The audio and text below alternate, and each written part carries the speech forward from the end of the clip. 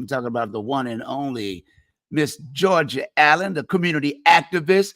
There's always, I don't know if she even getting to sleep because she's always doing something in the community. Good afternoon, Miss Good Georgia Allen. afternoon. Good afternoon. It's Thursday, and I am excited. I'm always excited to come on and have a little conversation with my community. So thank you, Henderson, for opening up the airwaves again. I am Georgia F. Allen. Today is Thursday. It's high noon, and I'm here as always to just bring to our listening audience a conversation for information, a conversation for correction, as well as a conversation for transformation.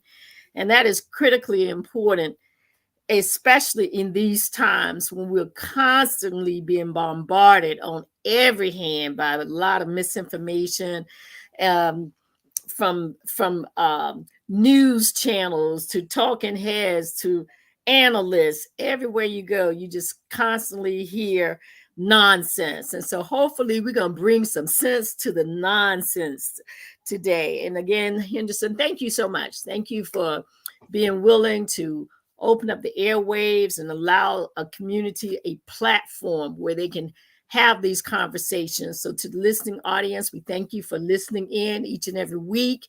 I know a lot of times people are at work, so they have to listen later on.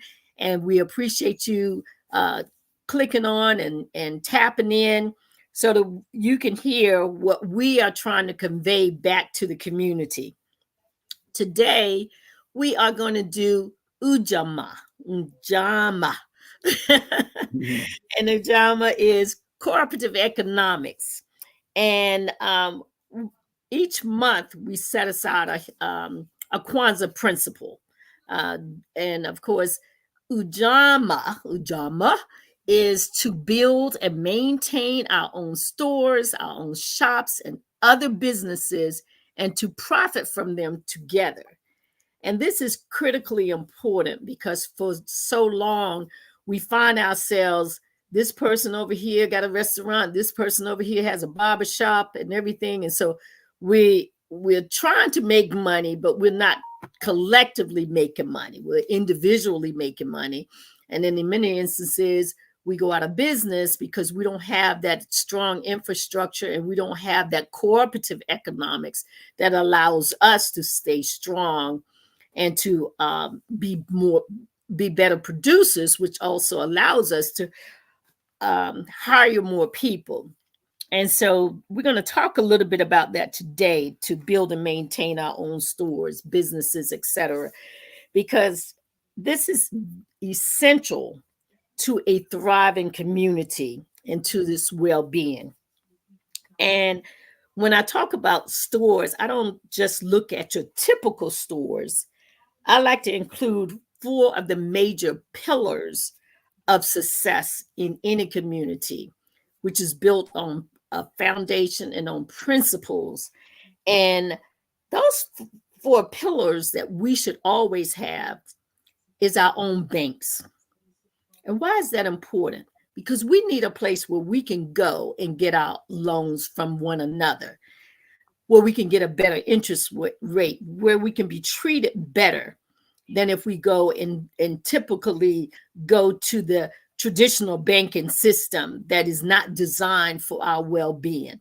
And so when I look at cooperative economics, I want us to think bigger than where we are today. And really, we really need to go back to where we used to be, because we had banks and insurance companies. And so whenever we had a situation in our own community, we could go to our own bank.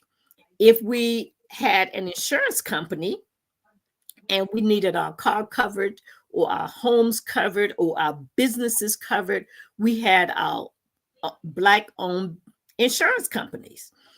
Okay, we would charge a better rate than we were charged with other businesses and producers. And so we want to get back to true cooperative economics. And I don't think we talk enough about working together. You know, we hear it here or there, hit or miss. but we don't really practice cooperative economics, and we need to get better at that. Another pillar of any group, any community is education. One of the biggest things that has been taking place over the years is we have been miseducated. And now it's coming back even stronger with the things that they are attacking in our school systems, such as CRT, the critical race theory, and just constantly pumping into our children that they don't need to know their history. And we definitely, the other saying they definitely don't need to know our history. All right. Well, if we're teaching our own children, that's another economic tool, because now we're hiring our own teachers and we have our own students in our schools. We got our own school buildings. We have our own principal, which means everything it takes to operate that school, it comes from our own community. So that's another way that we can be cooperative, utilize cooperative economics. So I want us to begin to think a little bit broader than we have been, because we have this mindset that, okay, I pay taxes, so I'm going to go to the public school system. And that is true. You do pay taxes and go to the public school system. But we all know that over the years, they have actually diverted money from the public school system into many of these private entities, into the various schools that come out, such as our charter schools and everything. And just like they have to pay X amount of dollars per student in these public school systems, in many instances, depending upon the laws of your school system, which you have a responsibility to be involved in, the laws that they make with regards to how schools are funded, you want to make sure that you can get some of those fundings for your private or charter school as well. And so these are the things that are so important when we're looking at cooperative economics. Again, I always try to make sure that people don't see it through a very, very narrow lens, but that you begin to broaden your scope and that lens that you're looking through. Otherwise, you will box yourself in, which is the intention. The intention is to get you boxed in, and therefore you're not able to achieve the things that should be achieved in your community with your children, and they don't receive the benefits that they should receive because of a lack of knowledge. So we want to make sure that we're talking about these pillars that are in our community already, or that we need to build and bring into our community to strengthen our community and open up numerous doors for our children and the next generations. The other pillar is grocery stores. We should own our own grocery stores. Many of the grocery stores in our communities are some of the worst grocery stores there are. As a matter of fact, you go to an upscale community and they have all the fresh fruits, all the fresh vegetables and everything. And then after a period of time, that same brand name store will move those older products and send them down to our grocery store, because they don't feel that we should have the quality foods in our grocery stores that they may have in an upscale area. And so that's another thing that we want to look at, because if we have our own grocery stores, we can decide what foods, vegetables, products are in that grocery store that is of benefit to us. The other thing, when we're looking at grocery stores, we should also be looking at farming. We should be looking at owning land ownership, so that we can now grow our own foods and vegetables. And for those who eat meat, we can grow our own livestock and all, so that now when we kill the animals, it's so hard to say, but they Yeah. are. when Yeah. we have to prepare, okay, let's prepare that animal so that we can have the pork chops Mm. or the, or the steak or whatever. We're prepping that animal Right. so that we can have the different the different things that we want, to eat, and we can be sure that those steaks and hamburgers, that they are of good quality, that when we raised our livestock, we fed them correctly. The other thing about it is that we did not pump in all of these, you know types of things that are not healthy for the body, because I'm still trying to figure out how a chicken wing is almost as big As the chick- as your Because they don't put steroids in it, grain. These are the biggest chicken wings I have ever seen, and we raised our own chickens as when I grew up, because we lived out in the country, and Right. so we grew, our vegetables and things of that nature. And so when I see these chicken wings, and I'm like, we fed our chickens very well, and I never in my life have seen a chicken wing as a child the size of these chicken wings that are on the market today. I walk past it. I just can't buy those. I don't know about anybody Right. else, but I cannot buy a chicken wing that looks almost the size of a turkey wing. Yeah. It, Yeah. it's something wrong with that. That lets you know that they are pumping it with all kinds of things that we don't want to eat. Like the steroids, as Henderson mentioned. Yeah. So again, that creates jobs. If we have farmland Mm. that we can use to raise our own livestock, to raise our own fruit, vegetables, grains, all of those things, okay, we can turn it into a community farming mechanism where our children learn about what it takes to bring that product from the farm to your table.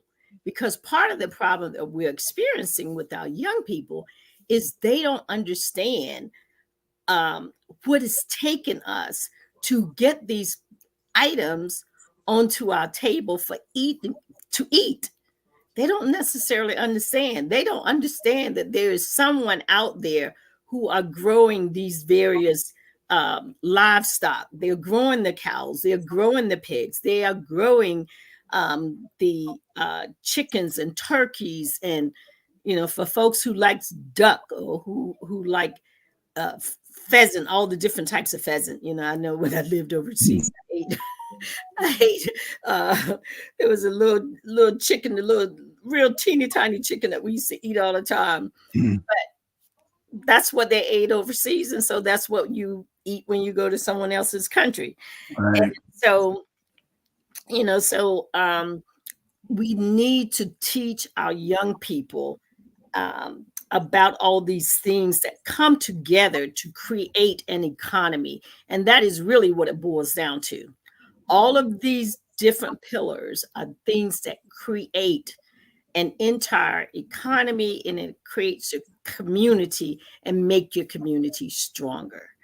So I know it sounds like a history lesson today, and it's a little bit different, but I didn't want to just focus on money, money, money. I wanted to focus on the holistic part of cooperative economics.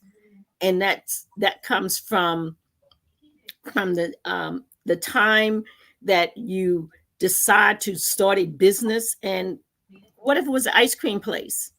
Well, if you wanted an ice cream place, it might be helpful to have a different type of cow than if you wanted to have beef and steak and hamburgers. And a lot of people don't understand that the cows that they raise to produce beef for our table is not the same cow that they raise to produce the milk. And Yeah. when you have milk from a cow, you then take that milk and you churn it, and ultimately you take it and you um, use the various items, including the butter, and all of these different things to end up with the ice cream. Okay. Right. We used to do our own ice cream. We had little churner and we churned our own ice cream and stuff like that. Yeah. And so we want our children to understand these processes because no one talks about that anymore. It's very rare that you hear anybody talk about all the different things that it takes. Your milk alone, producing the milk from the cow, but then you have to then take that milk and purify that milk. Okay, so therein lies another type of job that someone could do. Okay, and so all of these things come together in order for us to have the best of the best. And unless we get back to some of these basic things that make a community strong, make our family healthier, then we're going to continue to eat what is on the market, and those things that are on the market are not necessarily really good for our well-being. You'll find that people who live in certain countries live a long time, and they live a long time healthy. But if you look at America, the number of years that we're living is now dropping in many communities. If it was that the average age that someone lived was 70, that average age may now be 65. So that's 5 years off your life when you really could live to be 90, 95, or 100 if you were doing things differently. So, and the last pillar, which is not the very last, but we're going to talk about hospitals, which again, healthcare is tremendously important in terms of making sure that we have the type of care that we need, that we have the doctors that we need, and that we are teaching our young people about various careers. You'll hear them talk about certain types of colleges that they have out there. And those colleges are colleges of, development, or those colleges are the type of colleges where people go to, and they have trials for various types of illnesses and everything. And so if we have colleges where we're there now inventing new medicine and everything, then we can get a better medicine for ourselves because our DNA is different than someone else. And so it's critically important that we have these different pillars in our community. We want to always make sure that we have our own banks so that we can get better loans and better interest rates. We always want to make sure that we have our own schools. We should not allow other people to be educating our children. We should be educating our own children. And we should be doing it as a unit. We should be cooperative economics, because schools, it's a whole entire industry unto itself. When you look at the books and the various tools that our students have to have, from the library to the gymnasium, all of those various things are in itself an industry. When you look at the tablets and the Chromebooks and all of those things that are being placed in our students' hand, if we're building those Chromebooks, if we develop and create our own Chromebooks and call them something different, of course, and make them much better, that is another technological business that our children can be developed to work in that particular industry. So when I see cooperative economics, I see the pillars. I don't see just a business like a beauty salon, barbershop, restaurant, or even down to people who have these customer care companies. There's a lot of customer care companies where, you do, you're on a phone all day and all night taking phone calls or what have you. Those are all types of businesses that we can have, but the greatest businesses that we can have, of course, would be our banks, our schools, our grocery store, and our hospitals. If we have that in our community, we can have a healthier society. We can have a much healthier families, um, when we're utilizing our own people and we are teaching them the proper way to take care of us physically, medically, emotionally, and so forth.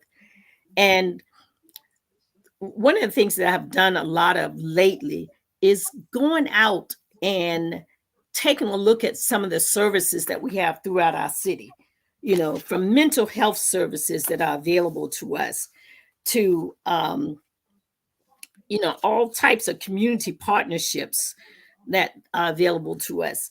I didn't talk about housing, but if we have a bank, we can get a loan to buy houses. But we can also look at, again, buying land and do what? Build our own houses, build our own communities. That's what they did down here in L&J Gardens years ago. That's what they did over in Chesapeake and Georgetown, Portsmouth Cavalier Manor.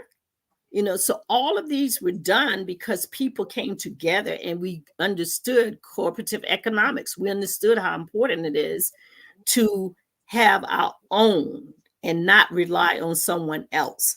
And that is going to be critical as we go into these, as we continue into this century, the 21st century. There are going to have to be some changes made in our community if we want a different outcome, because what is currently taking place is a lot of programming to get people upset, angry, and with the ultimate goal is, depending upon who gets elected to office, there's been messaging out there saying, well, if I get elected to office, then I'm going to take over the National Guard, and anybody that I'm angry at, I'm just going to arrest them and just throw them all in jail. Anybody that disagrees with me, I'm going to be a 100% dictator, and I'm just going to get rid of anybody that does not, march to the beat of one drum.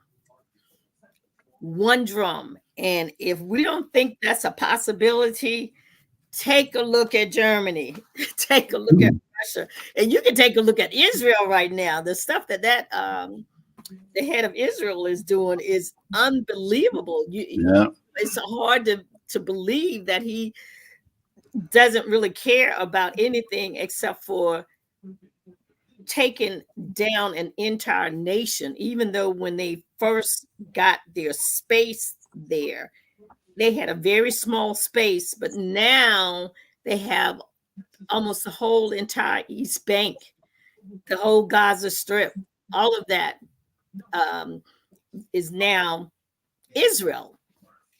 Now, when they first went over there was some negotiation and saying, okay, we're going to have a two-state solution.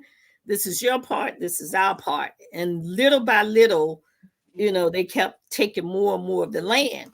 And if that can happen one place, it can happen any place. So for anybody who thinks that cannot happen here in America, think again. So it's very, very important. It is extremely important that we are looking at what is in our community. And if it's not there, we need to start building it.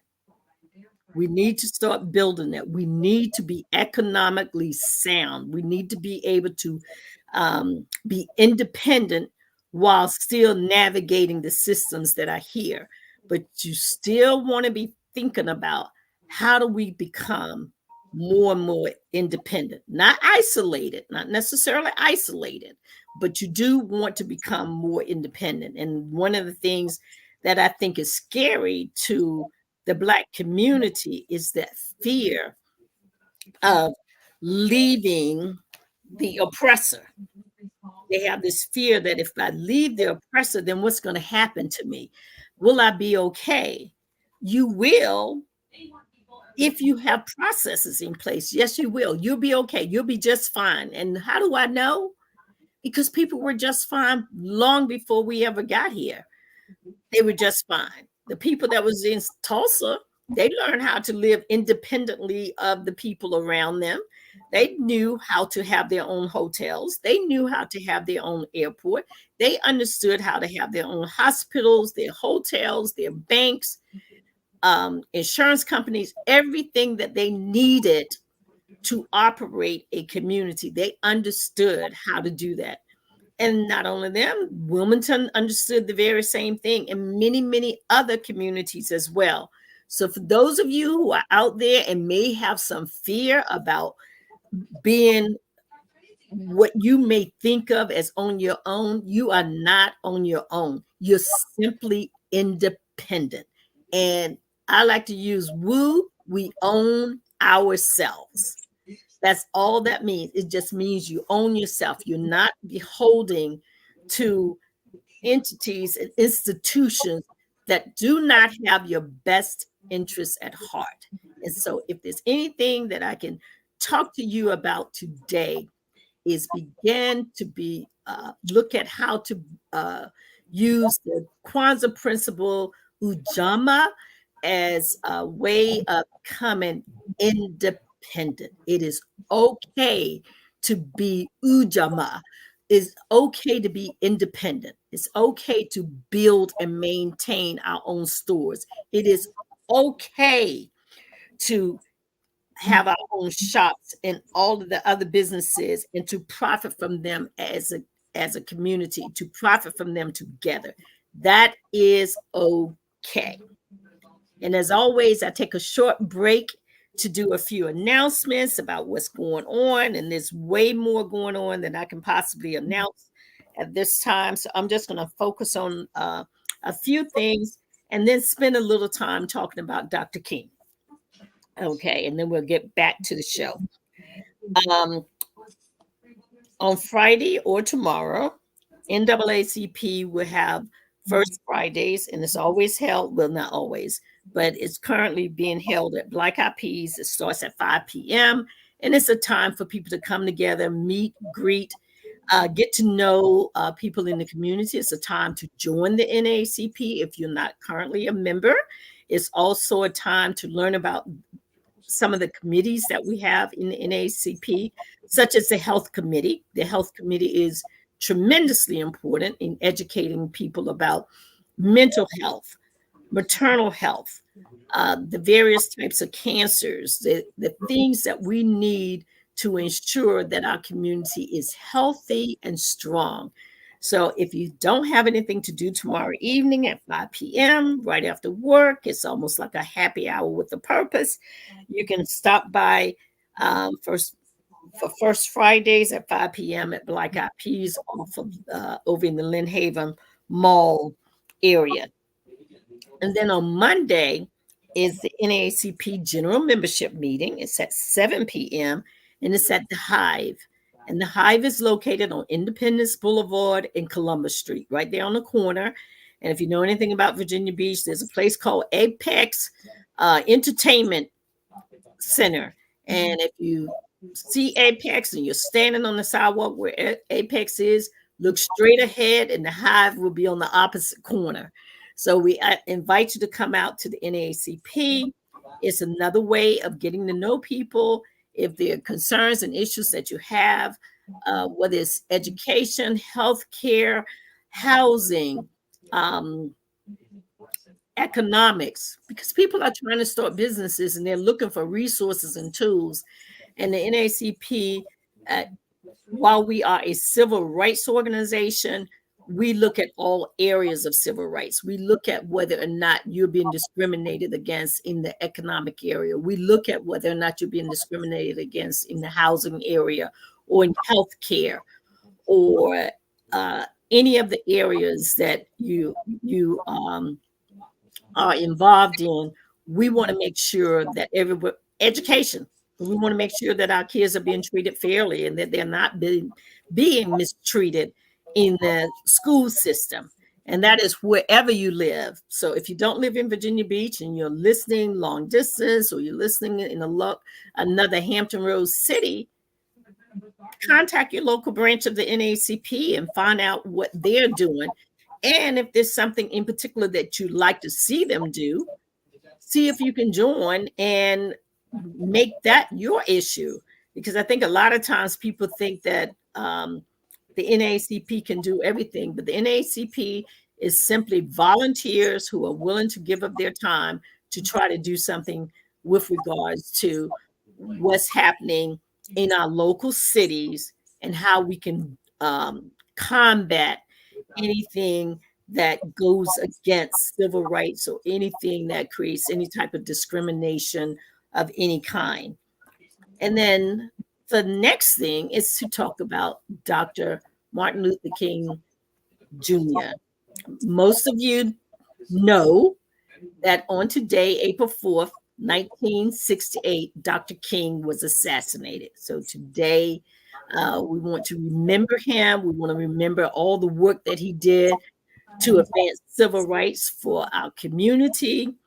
We want to remember how he fought against Jim Crow. We want to remember how he fought to end laws that was discriminatory, and he continued to fight up until his death. As a matter of fact, when he died, he was fighting for what is going to be taking place next week in our local city council, and that is creating unions for the garbage collectors. And in our city, we have what they call public works, and they have nice names for some of the same jobs that people used to do years ago, but now it's public works.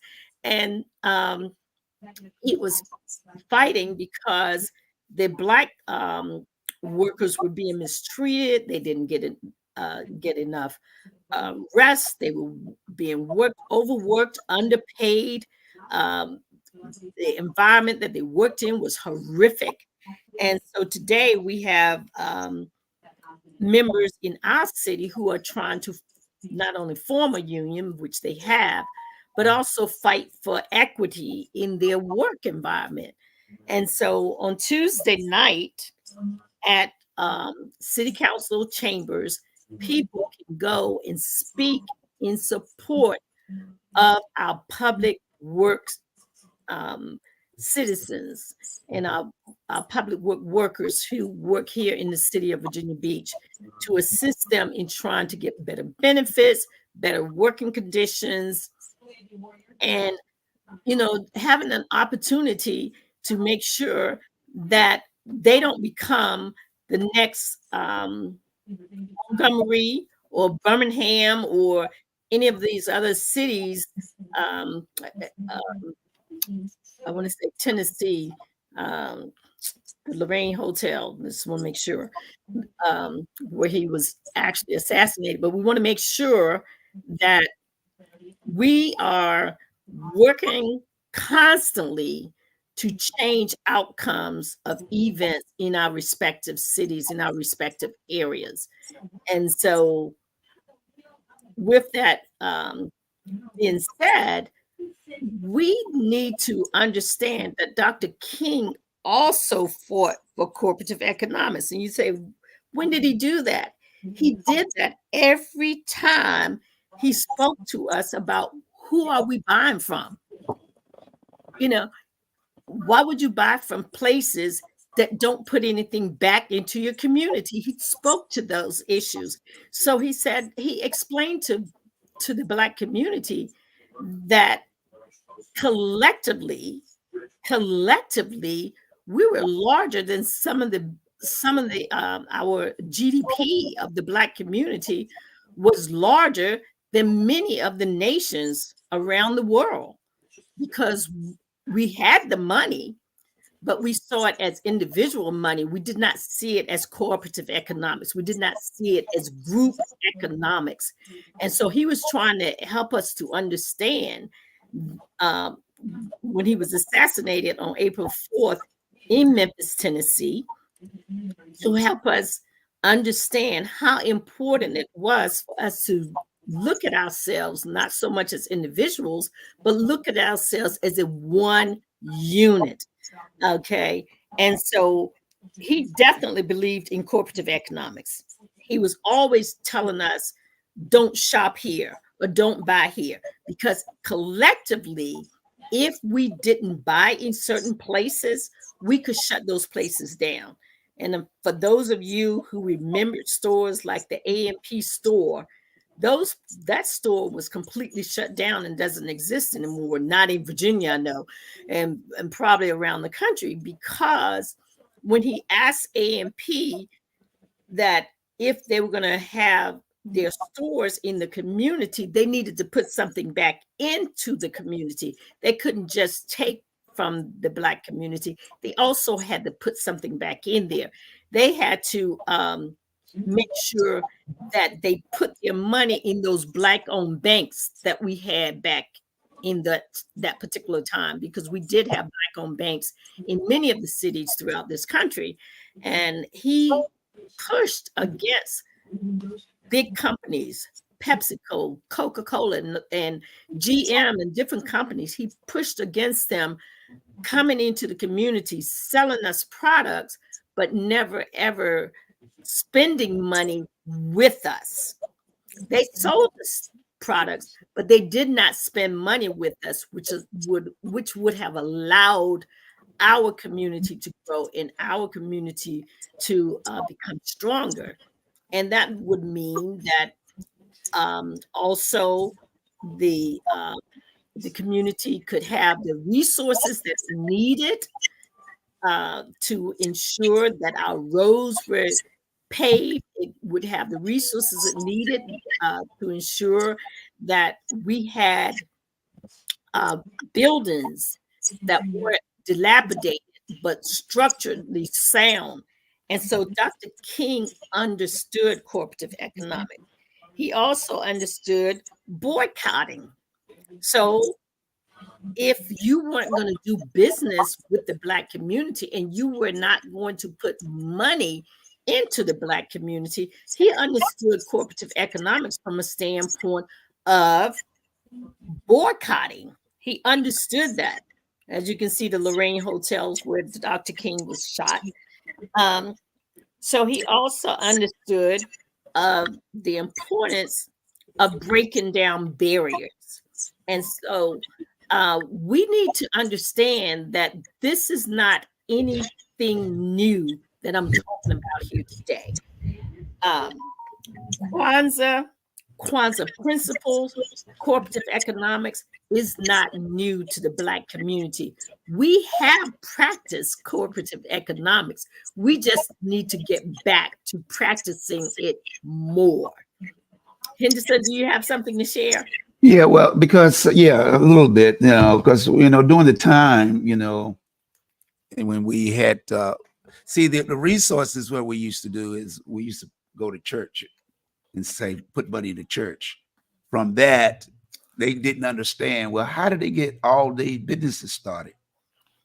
And that's how they began to build the Black community, because by being in a church, it didn't look, they really didn't pay attention. That's just religion. But all of a sudden now, you got an airport over here. You got a cab company over here. You got a hotel over here. Wait a minute, hold up. That's why when they did the boycott with Martin Luther King stopped the buses, that's why they ended it, because they were going broke, because we were not riding the bus. And back then it was maybe like 2 cents or 5 cents. So they went to Johnson and said, hey, look, you got to pass that civil rights bill. They ain't want to pass it. They ain't had no choice. They said they were going broke. The bus line was going broke. They hadn't burnt the bus in about 1.5 years. Correct. So, it's just, it's a coming together. Absolutely. when we do things. Absolutely. And this time around, when we come together to do something, we must make sure that we have an infrastructure in place and a mindset that we're going to support our own businesses, even if other businesses open up. Because what we ultimately did during the civil rights movement is we vacated our businesses. We stopped buying from our businesses. Now, there was nothing wrong with buying from other businesses, but you never, ever, ever take all of your money and give it to someone else. And so, as we share about cooperative economics, yes, occasionally you may want to buy something, a particular item from somewhere else, but don't make it where you're buying everything from someone else. Right. You want to make sure that you are buying and that you're distributing your money, but the higher percentage of your money stays in your own community. And you want to practice that. That should be something that is built into you, that you do all the time. And that is from the products that you buy. You want to look and see whether or not those products are Black owned, Black made, and also keep in mind that some of these companies are going to sell, but check and see if they're still part owners of that company. There's nothing wrong with you starting a business and you see the value of selling that business to somebody who's much larger. But I hope that they're always encouraged to keep at least 20 to 25% of that business. Now, you no longer have the majority ownership, but every time it's making money, you're making money, you know. Yeah. And if you can't afford that, try not to ever go below 10%. You say, well, Georgia, why 10%? Because tithing is 10%. It never allows somebody to keep more than they tithe back to you. They're supposed to tithe 10%. And so we're supposed to tithe 10%. If you have a business and you do sell it, always try to make sure that you have at least 10% ownership, because that is your tithe back to you from the company that you sold it to.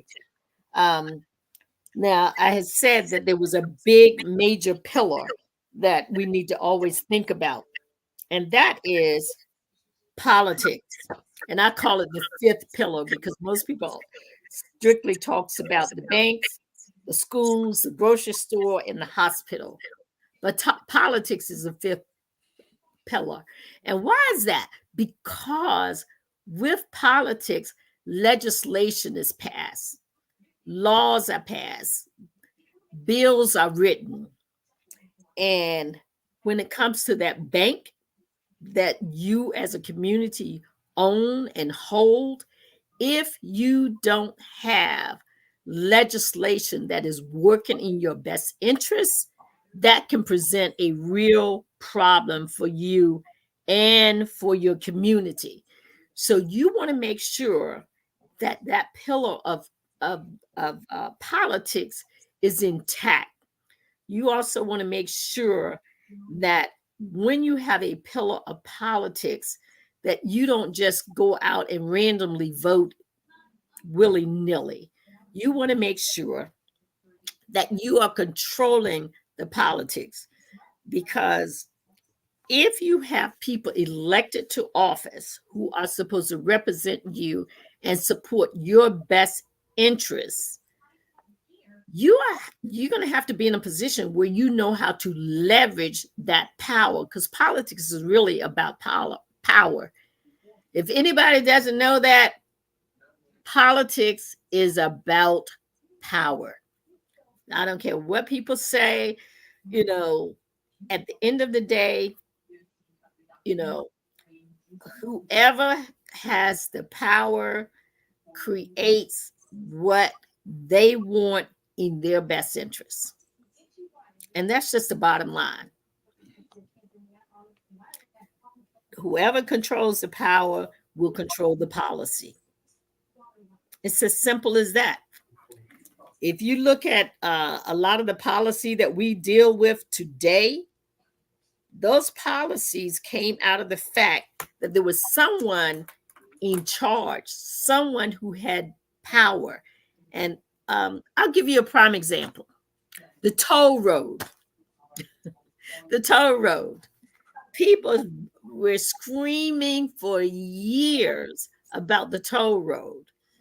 It was 25 cents. 25 cents. Now, if you get on the HOV lane, I heard that one day, because it was traffic was backed up, the person got an $18 bill to get on the HOV lane because they moved out of the other lanes to try to get to where they needed to go to faster. And during that period of time was the higher rate of riding in that HOV lane. And they didn't know that. So they get an $18 bill to ride HOV. Well, the person that was as the governor at the time basically worked out a deal with the private contractor for HOV and Easy Pass. And so the toll roads and the tunnels got a new cost that wasn't originally there. The cost to go to Portsmouth was like 35 cents. The cost, I want to say, to go to Hampton was a quarter. The cost to come to Virginia Beach was a quarter. And now going across the Elizabeth River Bridge, sometimes it's $2.50. Sometimes it's different. Just depends upon the time of the day you go. It depends upon various factors.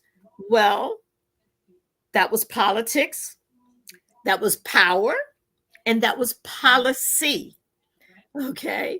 We currently have someone who's serving in the Virginia State Senate, Senator Louise Lucas, who is working diligently to try to reduce these tolls and these fees that is creating a real problem for persons who are traveling back and forth from our side of the water, which we're on the Virginia Beach side, to go to work at the shipyard, at the Naval Hospital, at places like that. And then other people who are now working at some of the hotels and everything on the Portsmouth side, they don't get a discount because their job pays less money than the person that works at the Norfolk Naval Shipyard or the person that works at the Naval Hospital. They still have to pay that same price, even though they may be working over at the casino, and the casino may not pay as much as some of these other places. And so you can see how powerful politics can be and how policy can change outcome. And that's why I made it my fifth pillar when it comes to cooperative economics, because if you have the right people in office, it changes how your economics in your household is. Okay. It changes whether or not you are paying $18 to get on a highway, or whether you're paying $2, or whether you're paying $1 or 50 cents. And so that's why I wanted to make sure that I included that as I'm talking with you and sharing with you today about the importance of voting, because who you vote in set the policy. Who you vote in controls the power. And so if you want power to come back to you as a citizen, then you have to identify who you want to control that power, who you want to be in charge of that power, and who you want who can set a policy that will be in your best interest. And when I look at cooperative economics, I want to encourage us. Let's make sure that we control what is in our community. Don't rely on other people to make all the decisions as it pertains to what happens to us. Let us make the decisions. Let us decide. Okay. And the other thing is, don't get lulled to sleep by, persons who are elected to office and who come around you with this nice, polite way of speaking, or share with you, I got a great idea, or share with you these things that supposedly are going to be in your best interest. Know what is really in your best interest and know what is not. The other thing is, also remember, you're not just voting for today, you are voting for the future of your children. So even though things may look like that might be a good idea for today, or for 1 month, or 1 year, or maybe even 3 years, what will that look like 5 years from now, or 10 years from now, or 20 years from now, when your children are now adults and they're having to live through that vote that you made 20 years ago? So you also want to think about that. You want to also make sure that when you're looking at policy and you're looking at power and you're looking at who is in control of that power, you also want to look at what are the resources, what are they bringing to the table? What is it that they're doing that has a impact on my neighborhood, on my community? What resources are available? And then ask yourself, are you using those resources? Are those resources beneficial, but you're just not using them? And if you're not using them, why aren't you using them?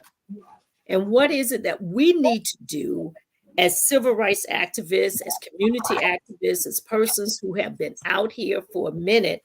What do we need to do to assist you in helping you to gain access to these resources?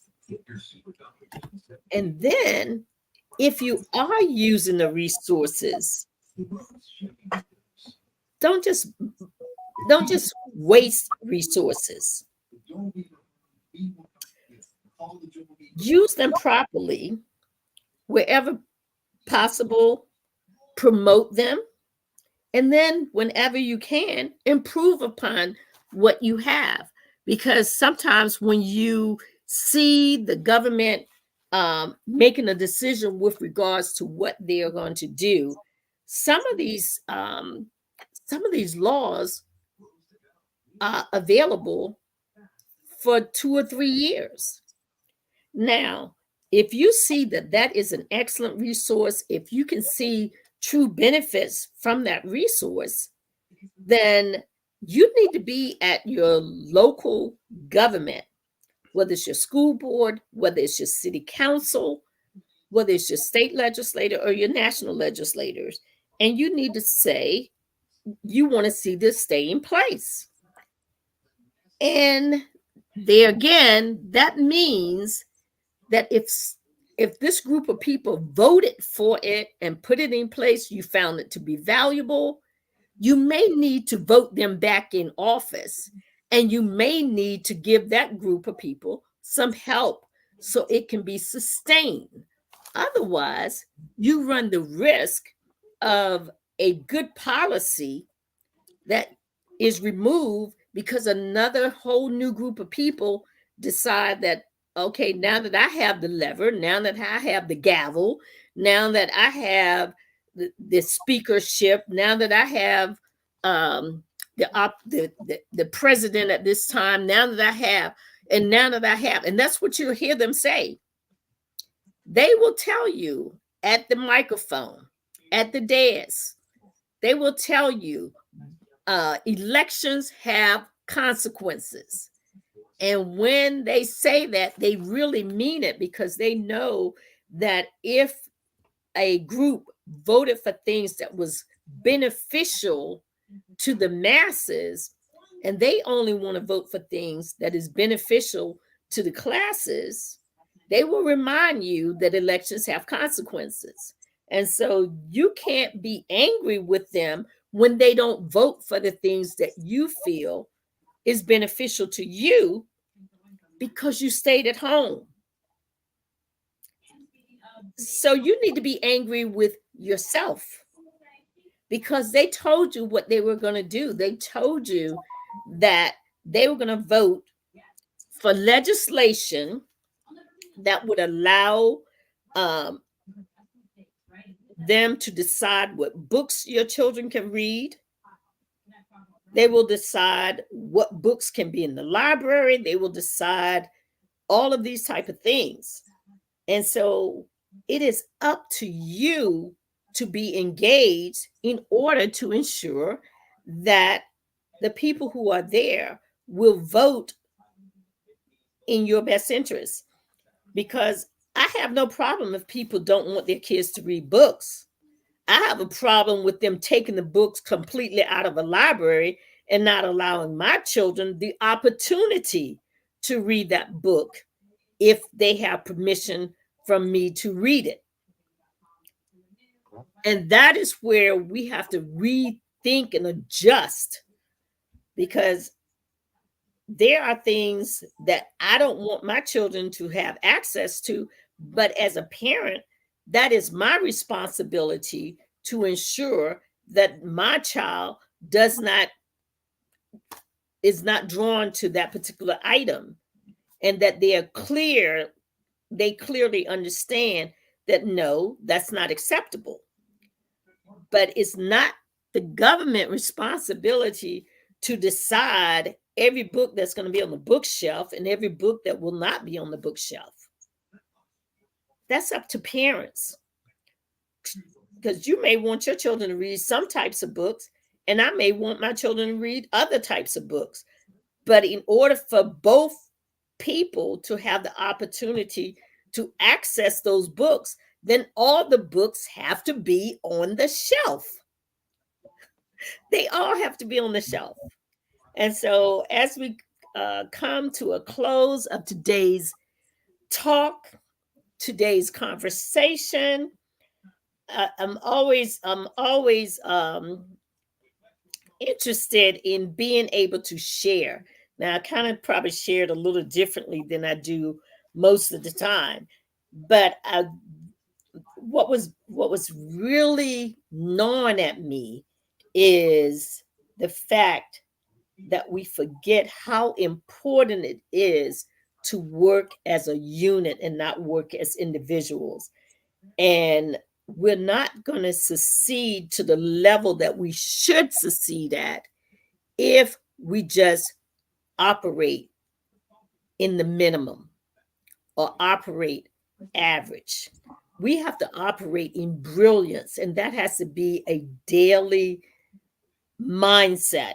It really has to be a daily mindset.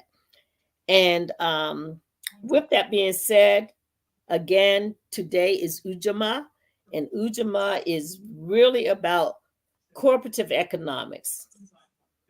And cooperative economics is not just about money. It is about the collective cooperation in every area of our day-to-day lives. We need to be cooperating in all types of areas, not just simply money. So with that being said, it is Georgia Allen, GA for Just Is, and I am about to sign off until next Thursday. And thank you so much for listening. Look forward to seeing you next week. No doubt about it. You've been listening and watching GA for Justice with your host, the one and only community activist, Georgia Allen. Don't forget to share this link with other people on your social media platform. Until next Thursday, thank you for listening and watching GA for Justice. Bye-bye. Bye.